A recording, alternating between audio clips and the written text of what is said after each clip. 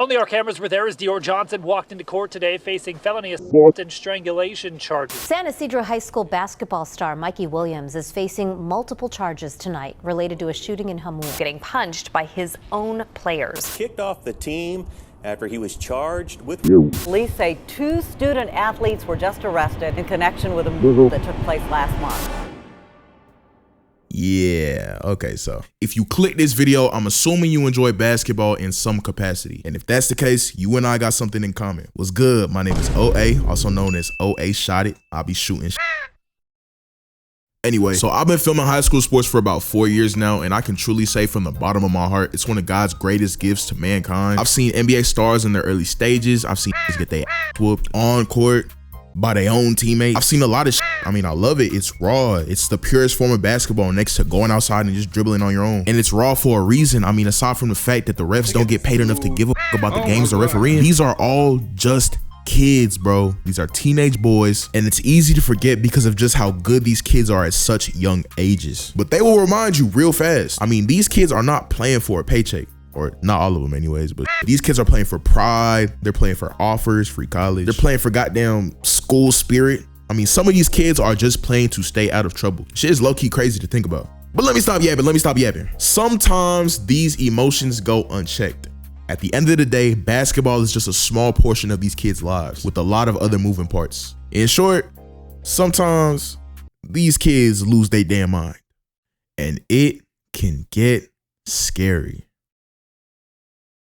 These are some of the darkest and wildest stories in high school basketball. Let's lock in. This video is in iceberg format, which means the stories will be progressively wilder as they go on, I guess. I don't fucking know, bro. Just watch the video.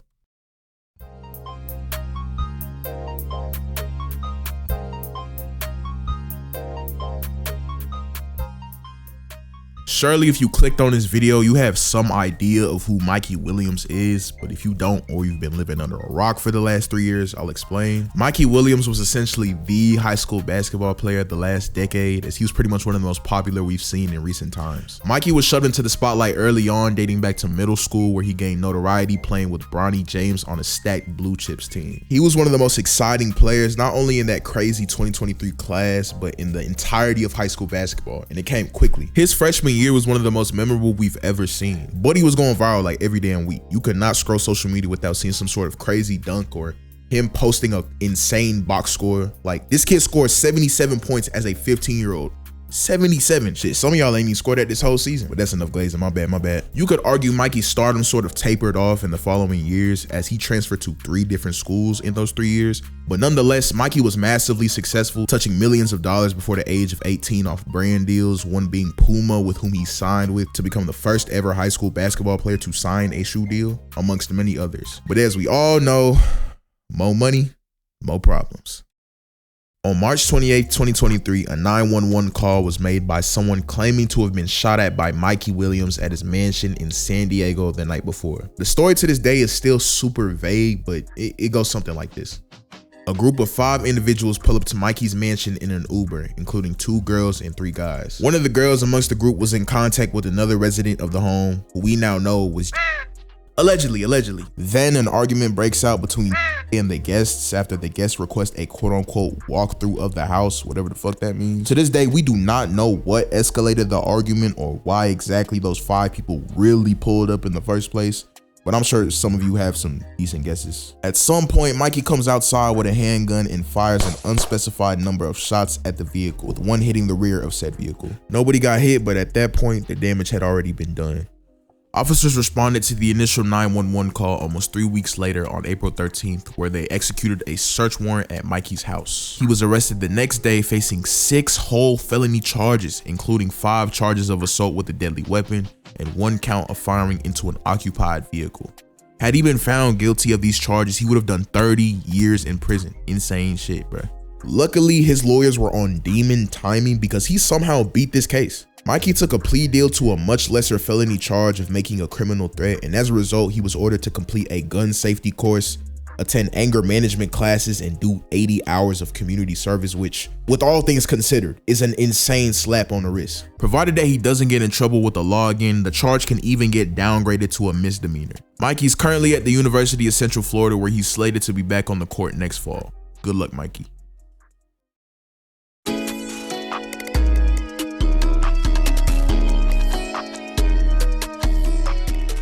Looking back at the 2022 recruiting class is always interesting because at the time it seemed so incredibly stacked that some considered it borderline generational. And with all things considered, and I'm admittedly being a prisoner of the moment right now, it kind of was. I mean, let's look back. When you look at the top 30 ranked players in that 247 composite, you see that 17 were drafted one and done. That's more than half that are already in the league currently playing in their rookie season. 4 are projected to be taken in this year's draft, including Kyle Filipowski, Tyrese Proctor, Khalil Ware, and Adem Bona, which leaves 9 players who are each currently thugging it out doing their thing in college, right? Fuck no. There is one player that's not enrolled in any school right now doing Lord knows what. And sadly, he just so happens to be one of the most talented players I've ever seen with The Rock. Let's talk about Arterio Morris. Now, Arterio was about as unique of a player as it gets. Coming out of Kimball High School in Dallas, Texas, everyone in the city knew that he was special very early on. He showcased a distinctive style of play, incorporating a silky smooth handle to go with elite athleticism and change of pace, with a certain level of dog you just wasn't gonna match. Although the city always recognized Terrio as one of the best players in the country, it took him some time to get recognition on a national scale, as he didn't earn a 3-star ranking until the tail end of his sophomore year in early 2020. He had ambitions much higher than 3 stars though, which resulted in him transferring to Prolific Prep for a brief stint, and then he was right back to Kimball in time for his junior year. A couple of spectacular AAU campaigns, a few thousand Instagram and TikTok followers, and state championship losses later, and Terrio was a household name to anybody who knew anything about high school sports. At this point, he was a consensus 5-star recruit, ranked as the #2 point guard in the nation, and would commit to play for Chris Beard's Texas Longhorns in July 2021 before earning a McDonald's All-American nod, an invite to the Iverson Classic, and a bunch of other honors. But following the theme of the video, these niggas can't stay out their own way. So let me just tell you how shit hit the fan.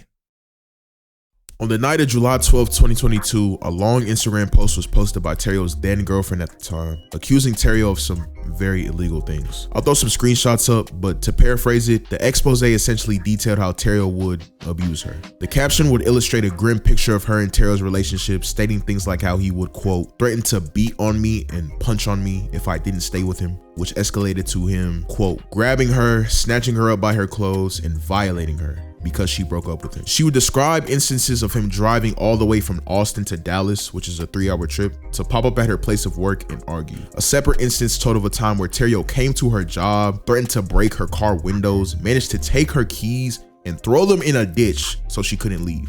The final straw came when Terrio, quote, grabbed her by the left wrist and pulled her up off the bed, and then grabbed at her sports bra near her chest and pulled, which caused a, quote, 3-inch long abrasion on her neck. Y'all get the point. Shortly after this incident, 911 was called to the house. According to the affidavit, during initial questioning, Terrio told police that there was no physical contact made between him and the victim, essentially telling police he didn't touch her.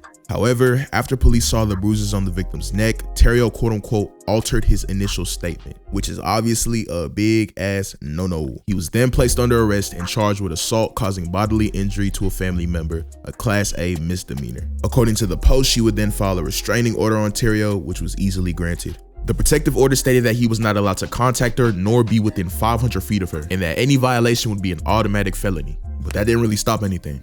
Now, according to the caption, it's not really clear in which order these events took place, but in the post, she would include videos of Terrio being put in cuffs and arrested by police, audio recordings of him making threats toward her, screenshots of him brandishing a gun, and text messages between the two, amongst other things. It hit social media like a typhoon, quickly spreading and becoming the topic of discussion amongst Dallas residents and high school basketball fans alike. The most inquiring minds belong to Texas Longhorn faithfuls though, not only for the obvious concerns with the allegations surrounding their brand new 5-star recruit, but one very interesting detail.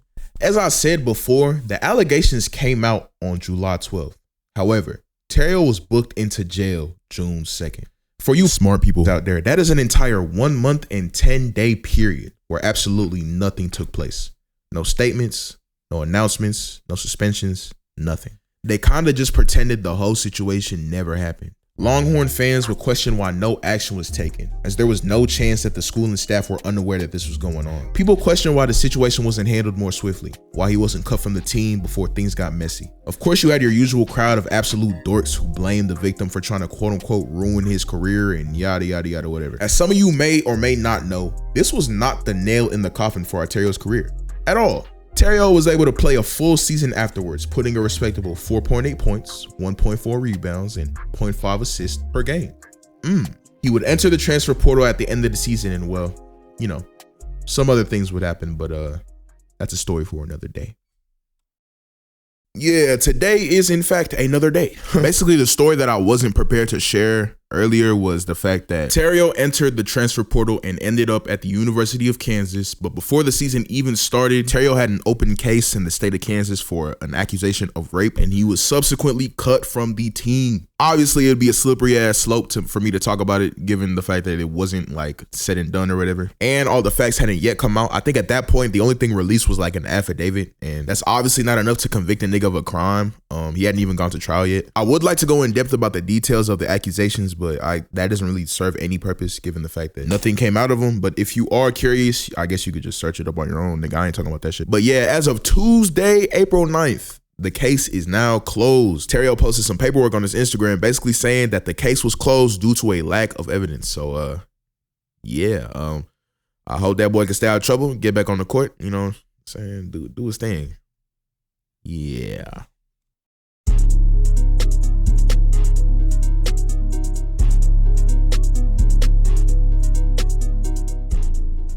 In the last entry, I talked a bit about how it's so fascinating to me to see how these graduating classes of hoopers pan out. Some live up to the expectations put upon them, putting up stats and maintaining their rankings all throughout high school and keeping their reputation all the way to the association. Names like Anthony Edwards and Zion Williamson come to mind. These players are exactly who we thought they were. On the flip side, however, it's very common for kids to be highly touted early on and then fizzle out later. For natural reasons though. Some kids peak way too early. Their peers catch up to them physically and then they begin to look way less dominant as time passes on. Some players just don't work as hard as they should have, relying on their athleticism instead of developing and improving their skill sets. What isn't as common, however, is being the motherfucker in the class that gets forgotten because you're a crash out. And you transition from a man to a woman, like Zach Brown. No, not that Zach Brown. This Zach Brown. There's a reason you have no idea who this is. Let's get into it. Zach Brown was a 7'1" center in the 2017 class for Miami, Florida. Growing up, he was one of those kids that was always bigger than everybody around him. In fact, Zach was 6'2" by the age of 10. It was never going to be anything but basketball for young Zach. But the path to the conventional hoop dream was a little more hectic than most. Now, believe me when I say he comes from extremely humble beginnings. Zach was the youngest of 5 boys, all taken care of by a single mother in the tough neighborhood of Overtown, one of the worst areas in Miami. I don't have to go into much detail about what goes down in Overtown, but just know the violent crime rate is about 127% higher than the national average. Anyway, Zach and his family lived in poverty, like real deal poverty. It wasn't uncommon for Zach, who again was a big ass kid, to wear clothes that were several sizes too small. He and his brothers were no strangers to making ends meet, as they would commonly steal food and clothes when things got sparse. He'd recall a story of a time where his mom was hospitalized for an entire month because of a heart condition. Zach and his brothers would sleep at the hospital to stay close to their mother day in and day out until the day they were finally kicked out. Once they returned to their apartment, the lights were cut out. The bills weren't paid, but that was regular for him. At the age of 12, the state took custody of him and his brothers after his mother failed a drug test and was deemed unfit to be a parent. The judge over the case claimed their living situation was, quote, one of the worst he'd ever seen, with not much further details, so we can only imagine what exactly was going on in that home. After bouncing around from foster home to foster home over and over again, they'd be sent to live with their aunt, which would stand to become a blessing in disguise. By this point, Zach was 6'5" in the 7th grade, but had never played a game of organized basketball in his life, nor did he have any interest in doing so. It was only when his aunt's neighbors saw how physically imposing he was at such a young age, probably thinking to himself, why your big ass not playing basketball, and referred him to Michael Littman, the owner of a now defunct EYBL team called the South Beach All-Stars, that his life would change for good. Littman would convince Zach to play for his team, but there was much work to be done as Zach was about as coordinated as a baby giraffe. But Zach showed work ethic and promise, and by the 8th grade, he'd already become one of the best prospects in the country. Life would change off the court too, as he would move in with Littman and become an adoptive member of the family. Although his new home, located in the tranquil upper-class neighborhood of Cocoa Beach, was only 10 minutes away from his old home in Overtown, to Zach, it might as well have been a completely different side of the planet. Fast forward a little later, and Zach is a 5-star recruit averaging 19 points, 17 rebounds, and 8 blocks per game, with offers from schools like Virginia, Miami, Kentucky, and UConn, the latter of which he would commit to later on. This is about as good as it would get for Zach though, as the next year or so of his life would be the most tumultuous sequence of self-inflicted bullshit I've ever heard of in my life. The first domino fell in January 2016 when Zach transferred to Putnam Science Academy, a prep school about 20-ish minutes away from the UConn campus. On the surface, the transfer made a lot of sense. Zach had just committed to UConn. Why wouldn't he take the opportunity to play at one of the better prep schools in the country while getting himself acclimated to the environment he'd be living in preparation to go to the league? Well, the reason Zach left in the first place wasn't that cut and dry. Right before he moved, Zach had gotten into an on-court altercation during a game in late December. To keep it sweet, hands were thrown. Littman was quoted saying that Zach didn't start the fight, claiming he was provoked, but it didn't matter because Zach for damn sure finished it. The suspension was indefinite, right in the middle of what was essentially crunch time for most teams trying to make a playoff push, and Zach's 28 points, 15 rebounds, and 9 blocks per game would not be easy to replace. I'd like to make it clear that getting into one fight doesn't make you a crash dummy or a menace to society or anything like that, and it's not an indictment on one's character, especially if you were provoked like Zach's guardian claimed he was. However, it would happen again. Zach, after only being at PSA for a grand total of 2 weeks, would get into another on-court fight. This time around was a little more serious. Putnam had a strict no-fight policy which would effectively end his stint at the school for good. Damn. Zach would move back to Miami, which was seemingly becoming a more toxic environment for him between family problems and increasing concerns surrounding him maintaining his grades. To add insult upon injury, he would decommit from UConn, and you can't see me, but I'm doing air quotes, on the 5th of May. Now this is where it gets crazy. 3 weeks later on Memorial Day, the news broke that Zach had been arrested facing charges of armed robbery, 5 counts of credit card fraud, and multiple counts of robbery by sudden snatching, according to Metro-Dade police. Let me explain something to y'all. This nigga basically got hit with a RICO. This dude on multiple occasions was going into stores, taking merchandise, and using stolen credit cards. We have now officially entered crash out territory. Zach will post a $25,000 bail and was out soon after. This resulted in Michael Littman, his one-time guardian, severing ties with him, and he would subsequently reunite with his mom and brother back in Overtown. Now, in most cases, this would essentially be career ending. Zach's baggage was becoming a little too much to bear, and between 2 on-court altercations and the armed robbery, it seemed like Zach's story was coming to an ugly-ass ending. However, he was thrown a lifeline. Zach's cases were dropped following a lack of evidence, and he was focused on getting back on the court and getting his life back on track as soon as possible. All the shenanigans caused him to slide in the rankings, so he dropped a star, but he was still a 4-star, ranked the number 9th center in the class of 2017, and he still had undeniable talent. And although UConn didn't see him as a part of their future, plenty of college coaches did. He would commit to St. John's University on July 21st, 2016. Things were looking up for young Zach. And then they weren't. Zach would enroll at Sarasota Prep for his senior season. For some reason, he didn't stick there either and would transfer to Colusa Prep in October, which would be his final high school.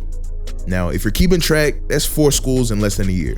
Never a good sign. But anyways, Zach would fly under the radar and sign his letter of intent with St. John's in November. He managed to stay out of the news until January when, you guessed it, he was arrested again for robbing a Walgreens. He was waiting in line and out the blue reached into the cash register, grabbed money, and dipped. And this time, his big stupid ass was caught on camera. Take a look.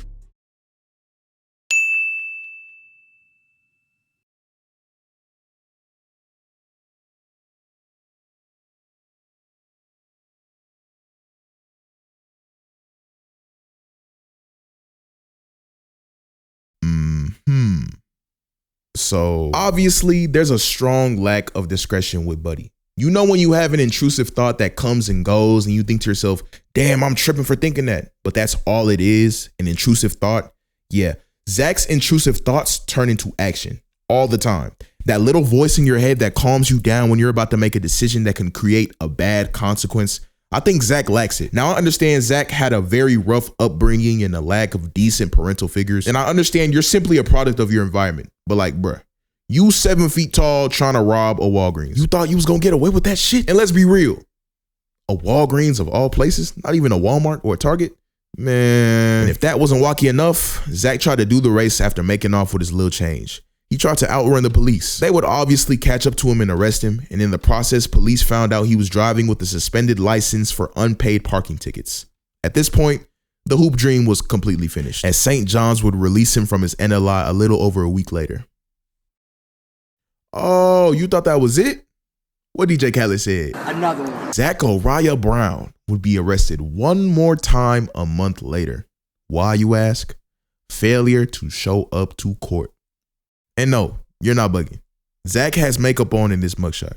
There's also this video that went viral a couple years back that was confirmed to be him as well. Take a look.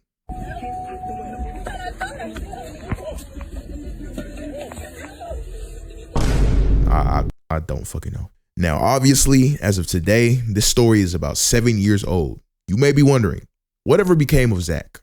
Maybe he got his life together, got back on the court, and is playing basketball in some capacity. Maybe somewhere in Puerto Rico or Uzbekistan or something. You'd be wrong. Zach Brown is now Jessica Turberry. We can only hope she's staying out of trouble and living her best life.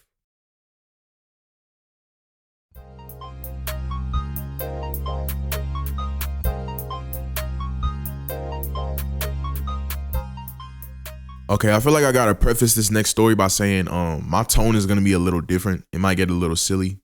And that's cause this nigga is just an idiot fucking degenerate. But I like to make it very clear, like, ain't shit about this next one funny at all.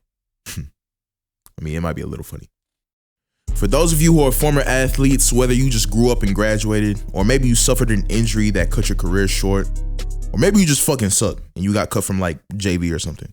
You all know deep down somewhere, you wish you could have done things just a little differently. I know at least once you wished you could go back in time and put just a little bit more work in, take shit more seriously, and maybe undo some costly mistakes. For a lot of athletes, it's hard to imagine themselves living a life outside of their sport. And that's completely normal. It be like that sometimes. You move on though. Life goes on. Unless you are Sydney Gilstrap Portley. In 2017, Sydney Gilstrap Portley was sitting on the porch of his East Dallas apartment, reflecting on the current state of his life. To keep it simple, Sydney was depressed. He would reminisce about how he came to be at the spot he was at. Sydney grew up with a typical hood baby origin story. He was an only child raised by a teenage single mother, not necessarily because his father didn't want anything to do with him, but because he was in and out of jail. Sydney's father, Sydney Sr., racked up a shit ton of different charges, including 16 felonies and misdemeanors ranging from aggravated assault to attempted burglary. Clearly, that boy was in love with jail. In any event, Sydney and his mother weren't used to stability, to say the least. They bounced around a lot, from home to home, accepting shelter from any relative that offered. His escape from that came from basketball, of course. Naturally, it was his first love. Sydney was a big fan of LeBron James, so much so that he watched More Than a Game, the documentary about Bron and his high school teammates, every day after school. He saw himself in LeBron, a determined kid with an absent father who was able to rise above it. Now, Sydney wasn't blessed with a 6'8" frame and generational athleticism, but he was a special hooper in his own way. To be completely honest though, the little nigga just wasn't that good. Although talented, he didn't make varsity until his senior year of high school, and even then, he was never able to become a starter, only really ever playing scrub minutes or in blowouts. Sydney had a reputation as a ball hog, rarely passing to his teammates, and he'd fight his coaches as well. I'm sure some of y'all can relate. Sydney's dream of being like his idol was slowly slipping away from him, and it took a toll on his mental. He started drinking before games and picking fights with his teammates. Midway through the season, his coaches had enough and cut him loose. After graduation, Sydney would try for several JUCO and D3 schools, but his reputation as a bad teammate kept coaches from taking any legit flyer on him. He was able to play a little bit at Dallas Christian College, but didn't even finish a full season and couldn't stick anywhere else. So Sydney's basketball career was effectively over. Until it wasn't. 6 years later, in 2017, a devastating hurricane wreaks havoc on the southernmost region of Texas, with Houston taking the brunt of the damage. Hurricane Harvey caused catastrophic flooding, hundreds of millions of dollars in damage, and claimed 103 lives.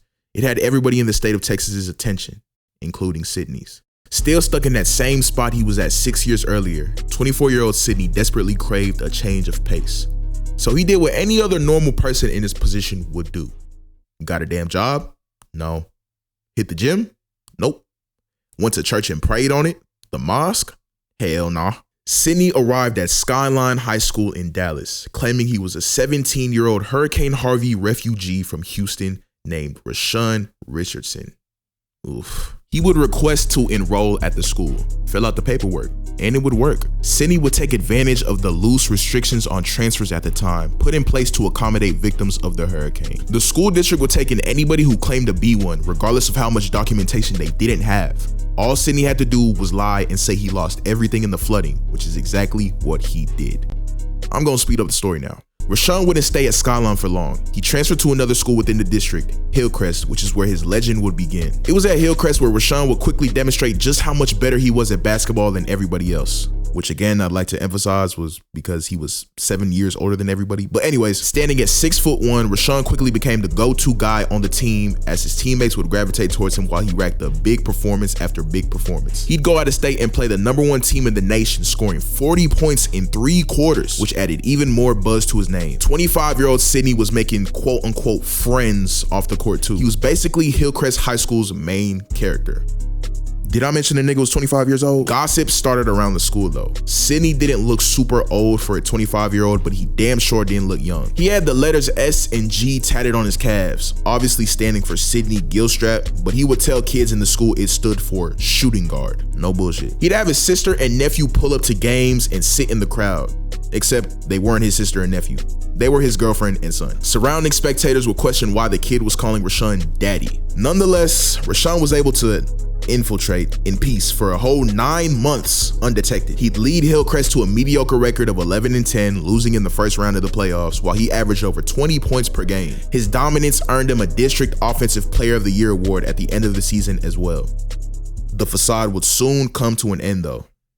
Sometime after March 2018, Rashawn or Sidney decided to suit up and play a couple games at a local AAU tournament. For what reason? I don't know. I mean, I'd assume you want to fly under the radar as much as possible. But anyway, he plays at this local tournament and one of his old coaches who coached him 6 years earlier spots him. You could only imagine what the coach's immediate reaction was. Boy, ain't no fucking way, boy. Boy, ain't no way, boy. Boy, ain't no way, boy. Boy, ain't no way, boy.